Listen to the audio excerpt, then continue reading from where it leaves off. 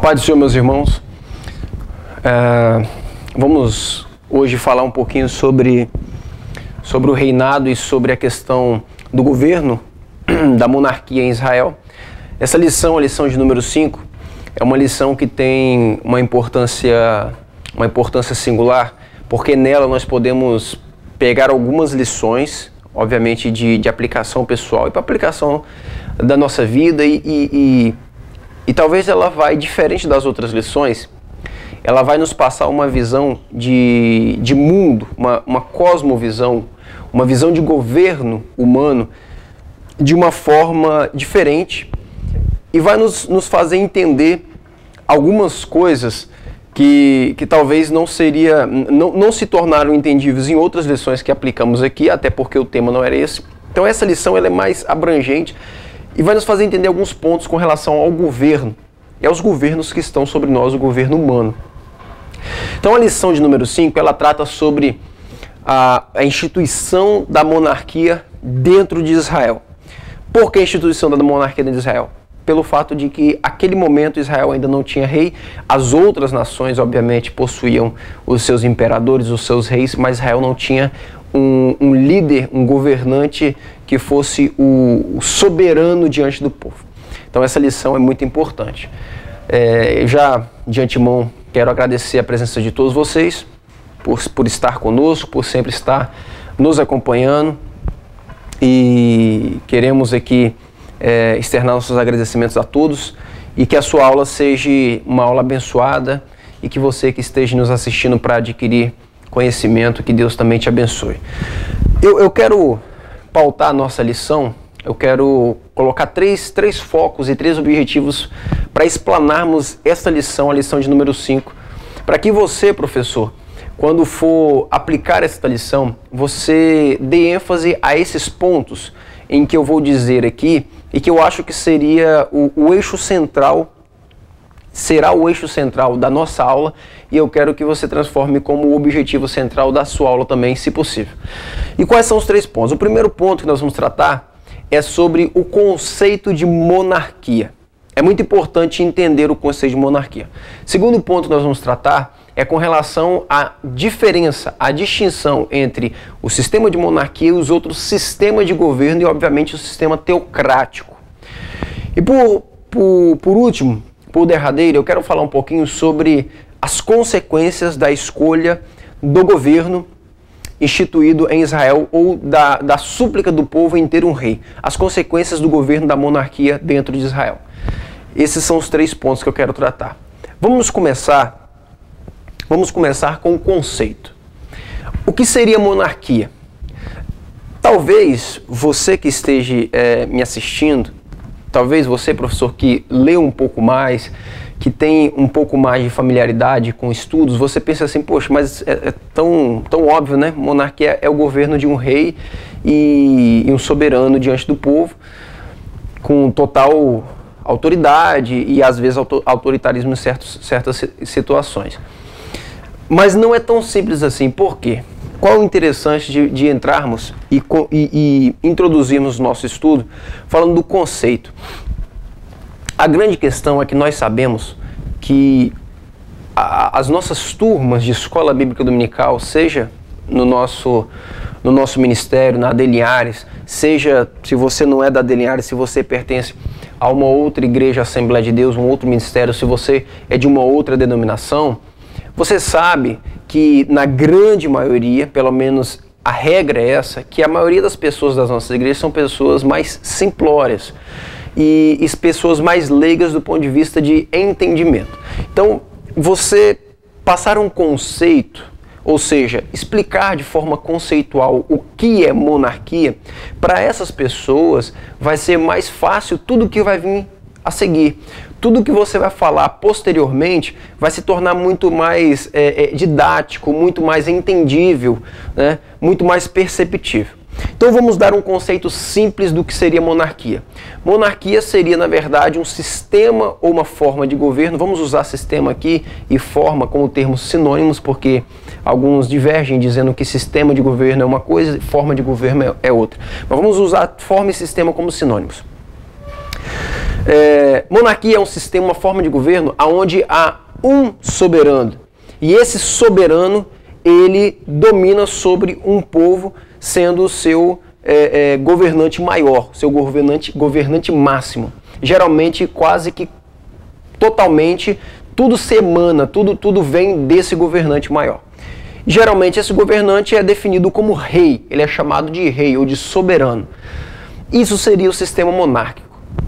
Então, em um sistema de monarquia, nós temos uma pessoa que caracteristicamente é o rei ou a rainha, e essa pessoa, ela governa esta nação com áreas de soberania. É como se ela fosse o próprio povo, o próprio Estado, vamos dizer assim. Ela é a encarnação do próprio governo. Isso é uma forma até de olharmos para o passado. No passado, os reis, geralmente, principalmente dentro do Império Romano, e os faraós, nas dinastias faraônicas, eles tinham status de divindade. Então, geralmente, o faraó ele era visto como um deus encarnado, ou seja, um deus homem, alguém que estava representando aqui os deuses do Egito e governava todo o Império Egípcio. Dentro de Roma, isso também aconteceu quando Augustus abarcou para si esse título, Augustus, que era mais um título do que o nome, que é um título de divindade. E alguns imperadores, eles imporam, eles obrigaram o povo a adorar, a venerar o seu nome, a sua pessoa, as suas imagens.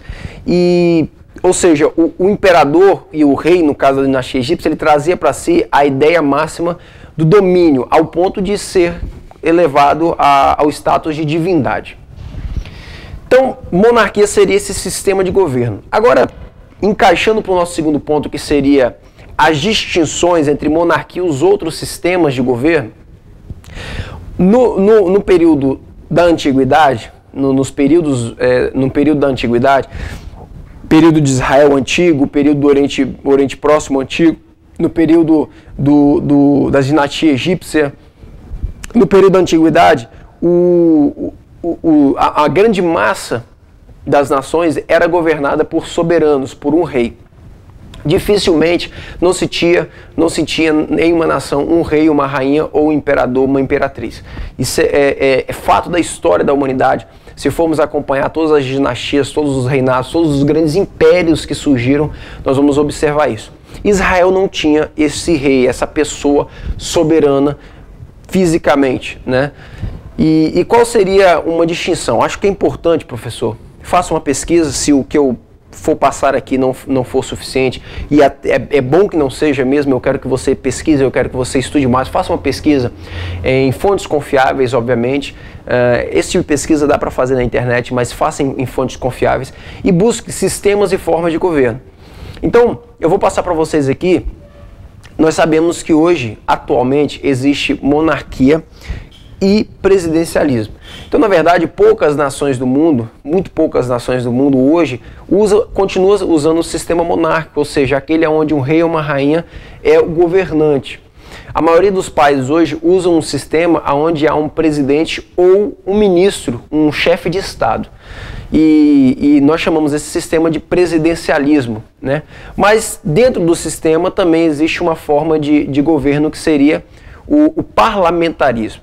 E aí, na esmagadora maioria dos países que são monarquia, ou seja, o grande exemplo, que é todo conhecido por nós, é o exemplo da Inglaterra. A Grã-Bretanha, que é comandada por uma rainha, lá existe um parlamento.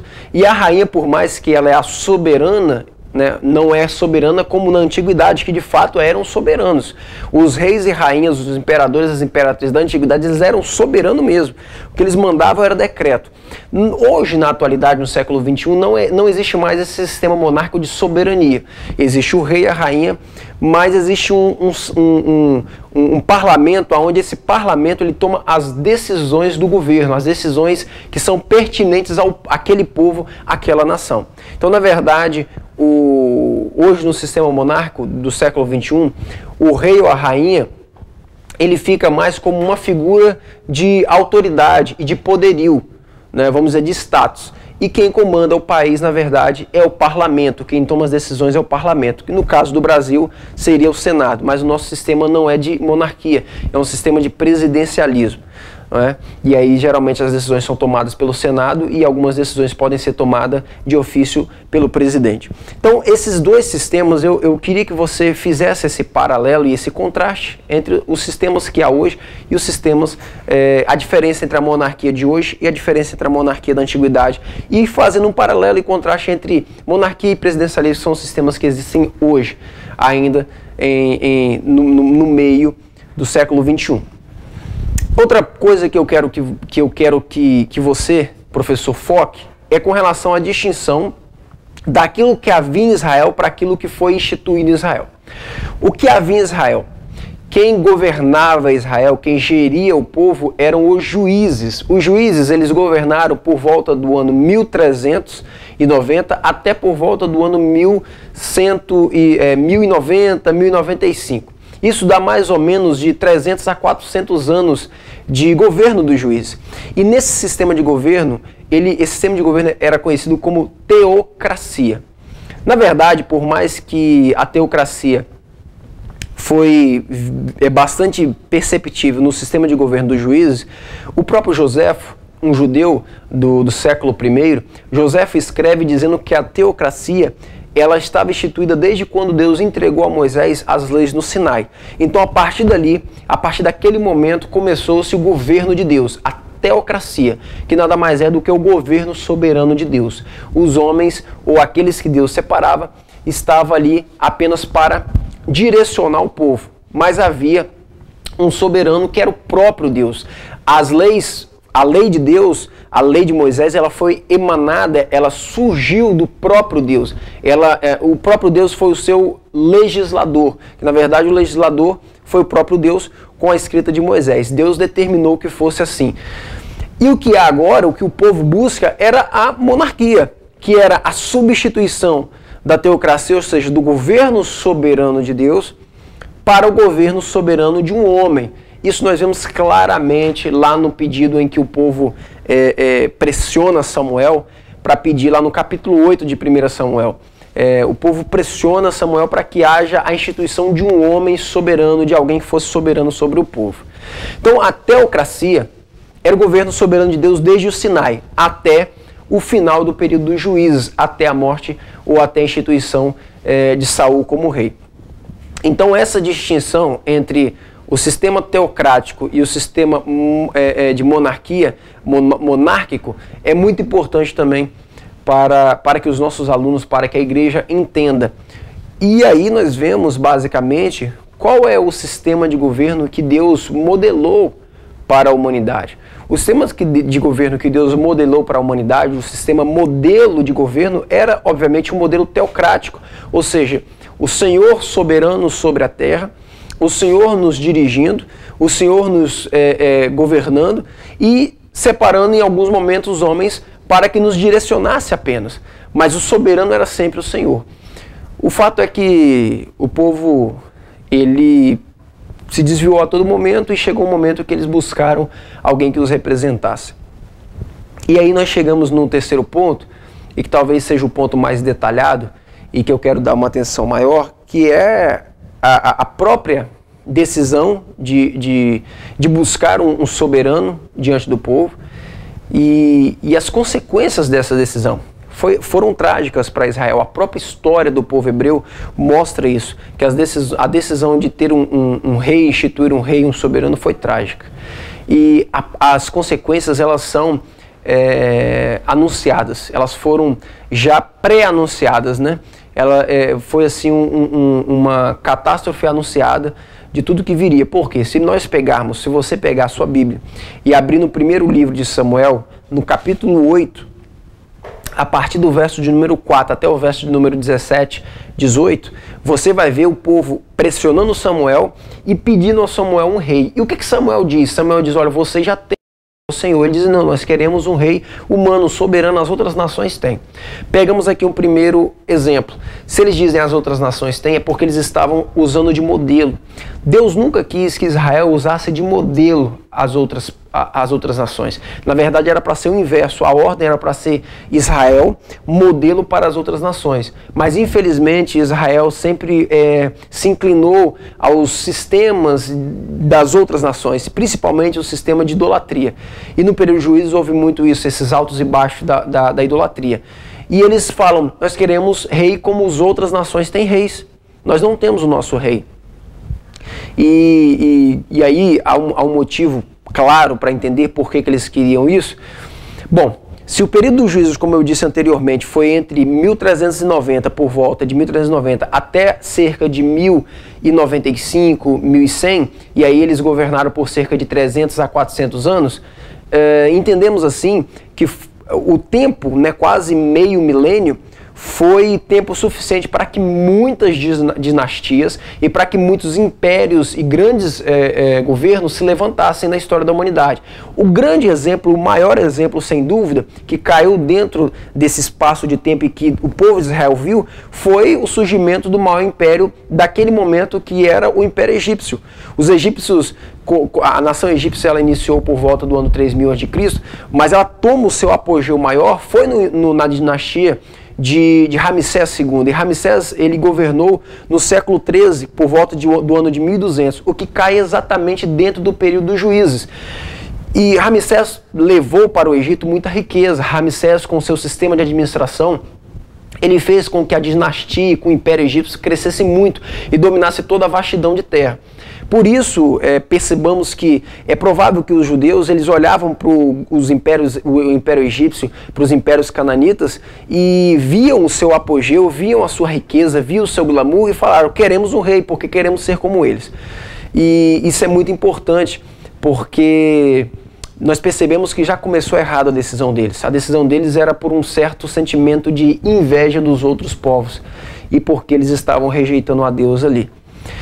O segundo ponto desse texto é que quando Samuel vai advertir eles, olha o que Samuel diz. Samuel primeiro fala com Deus, Senhor, eles querem um rei, e Samuel se entristece. Deus diz para Samuel o seguinte, Samuel, dê para eles um rei.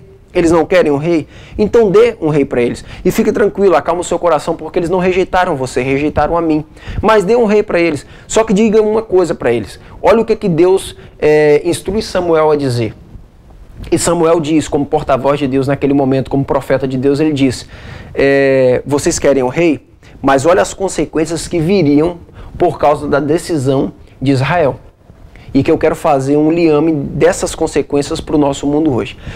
Samuel diz, a partir do verso de número 5, Samuel diz para eles o seguinte, olha, vocês querem um rei, vocês vão ter um rei. Mas esse rei, ele vai tomar as suas terras, as suas propriedades. Esse rei, ele vai fazer de vocês escravos. Hoje seria trabalhadores, né? Ele vai fazer de vocês escravos. Esses reis vão tomar os seus gados e os seus jumentos para fazer do seu reinado maior. Esses reis irão cobrar dízimo das sementes do campo e dízimo dos animais que vocês possuem, ou seja, tributos muito altos. Esse rei vai colocar as suas filhas e as suas mulheres para ser lavadeira, para serem cozinheira, para serem mulher de perfumaria, ou seja, para fazer labuta, para trabalhar no serviço pesado. Os reis, eles vão separar os seus jovens, os homens, os mancebos, para serem guerreiros e irem à guerra. O que Deus estava dizendo ali? Deus estava demonstrando e apresentando para Israel as consequências da sua decisão. E as consequências da decisão de Israel é muito bem vista na história de Israel. E por que Deus fala isso? Porque esse é o modus operandi de todo soberano, ou praticamente de todo soberano na antiguidade. O modus operandi, ou seja, a forma de operar, a forma de atuar de todo rei, ou de toda dinastia, ou de todo imperador, sempre foi dominar com poderio, voraz e com punho de ferro. Isso nós percebemos na história da humanidade, não precisa ir muito longe. Por exemplo, há registros que no Egito havia cobrança de tributos que davam cerca de 3 dízimos de Israel, ou seja, se Israel cobrava o dízimo de 10%, no Egito cobrava-se um tributo de 30%, era um dízimo 3 vezes maior. Ou seja, isso era algo muito pesado para o povo.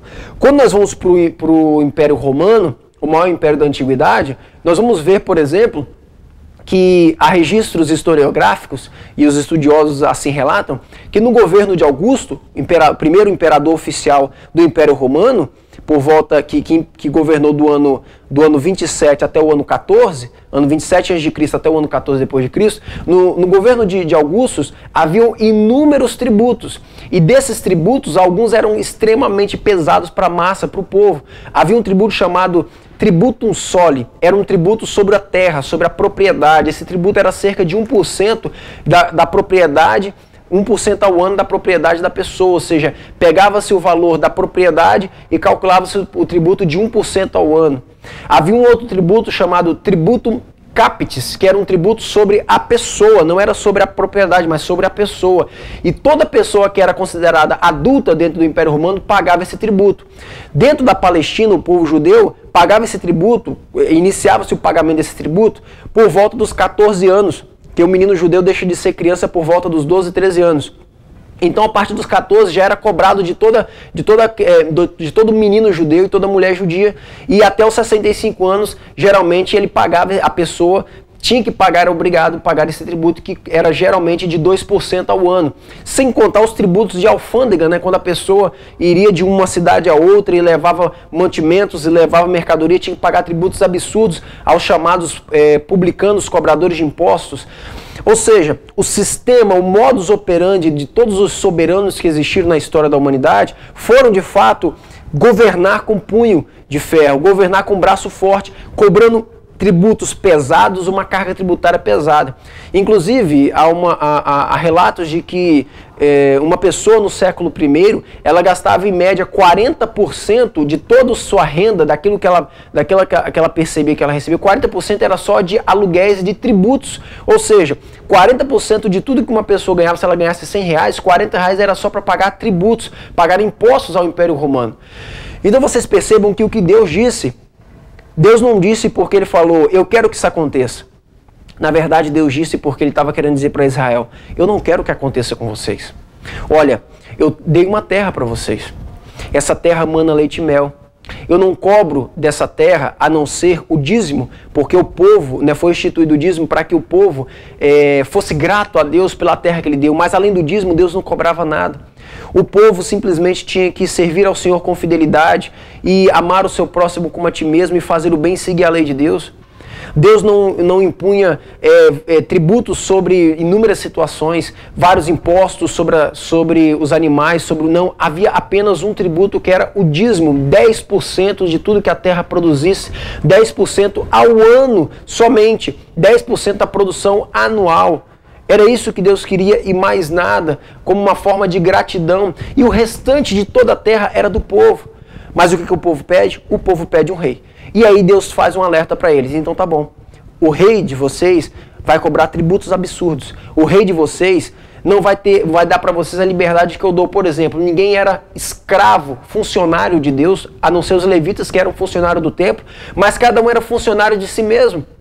Porque todos viviam da sua própria terra. Eu pegava a minha terra, plantava a minha comida e comia daquilo que a minha terra frutificava. Tirava os 10% do Senhor na colheita e o restante eu alimentava a minha família, a minha casa. Ou seja, eu era o meu próprio patrão. E agora o povo queria um rei. Então Deus diz, então ele vai pegar todos vocês e vai fazer com que a terra de vocês se torne propriedade deles e vai fazer ainda para completar vocês trabalharem para ele. Ou seja, vocês vão ser escravos. É o que acontecia nas dinastias antes de Israel existir como império, como governo e como nação. É o que aconteceu no período dos juízes em outras nações ao redor de Israel, principalmente no Egito. É o que aconteceu posteriormente nos impérios que vieram, no Império Assírio, no Império Persa, e no Império Babilônico e no Império Romano, e é o que sempre acontece. Hoje não é diferente, a carga tributária no nosso país é extremamente alta. A maioria das pessoas comuns pagam inúmeros tributos, Qualquer coisa que compramos, nós pagamos tributo sobre qualquer uma bala que você compra. Se você emitir um cupom fiscal, você vai ver o quanto de tributo você paga naquela bala de 50 centavos, de 10 centavos. Alguma coisa incide de tributo ali. As pessoas no mundo hoje, assim como na antiguidade, para nascer, você paga tributo. Para morrer, você paga tributo. Quando a pessoa morre, na hora de dividir os bens da herança dela, parte é imposto, deve ser levado ao governo. Quando você sai de uma empresa, você paga tributos ao governo. Você não, na verdade, o patrão que te demite. Então, o sistema do mundo, que não era o sistema que Deus queria, era esse. E Deus não queria isso para o seu povo, que naquele momento, Israel. Deus não queria isso para Israel. Mas Israel quis. E o texto diz que o povo não ouviu Samuel. Mesmo Samuel alertando o povo não deu ouvido para Samuel e disse que queremos um rei de qualquer forma. E aí Samuel, como Deus disse, dê para eles um rei. E eles tiveram um rei. Saul foi um rei desobediente, Saul foi um rei leviano, inconsequente e que fez muito mal ao povo de Israel em muitas situações. Fez muito mal para si próprio, mas para o povo também. Por mais que Davi foi um grande rei, mas teve que cobrar tributos também para ter o império que ele teve, ter o governo que ele teve que cobrar inúmeros tributos. Salomão igualmente. Vieram reis terrivelmente afastados de Deus e que não seguiam a lei de Deus, então oprimiam o povo. Deus não queria isso para o povo, mas o povo quis isso para si. E aí nós fechamos com a ideia do seguinte: o que é melhor, a minha vontade ou a vontade de Deus? Sigamos a vontade de Deus. A vontade de Deus, ela é soberana. Por mais que nós estamos em um sistema de governo onde somos dominados por presidentes, governadores, existe um sistema de governo humano, mas nós temos que entender que quem dirige a nossa vida, quem governa a nossa vida ainda do ponto de vista espiritual, ela é teocrática. É Deus que nos governa. A teocracia, ela ainda continua na vida do cristão no sentido de saber qual é a vontade soberana de Deus. O povo de Israel sofreu. E nós precisamos aplicar isso para a nossa vida no sentido de que não vemos tomar ou tomemos decisões de forma equivocada, errônea. É isso que nós temos que aprender com esta lição de número 5 sobre o governo monárquico em Israel. Uma aula que certamente vai abrir a mente e os olhos espirituais de muitas pessoas que talvez pouco importa para a vontade de Deus. Eles não querem saber qual é a vontade de Deus, eles querem fazer a sua vontade. E esse é um problema, quando nós colocamos a nossa vontade acima do próprio Deus e nós aprendamos com o maior homem que viveu sobre a terra, o nosso Senhor Jesus Cristo, quando ele no Getsemane, mesmo sentindo dor e aflição, a sua vontade era que tudo aquilo, que ele não passasse por tudo aquilo que viria. Mas ele diz: mas Pai, faça-se a tua vontade. Por quê? Porque o Senhor Jesus sabia que a vontade do Pai é soberana e ele coloca a vontade do Pai acima da sua própria vontade. É o que nós devemos aprender com o Senhor, é o que nós devemos aprender com essa atitude errada de Israel. Irmãos, eu quero agradecer pela atenção de vocês, que Deus abençoe a vida de vocês, professores, que Deus abençoe a sua aula, que a sua aula seja uma bênção, que a sua turma seja abençoada com essa aula. Faça outras pesquisas, leiam outros livros, se for usar a internet, use sites confiáveis para que você tenha uma aula excelente, para que a sua aula seja de confiabilidade, tá bom? Fiquem na graça, na paz de Cristo. Quarta-feira que vem estamos de volta. Um abraço.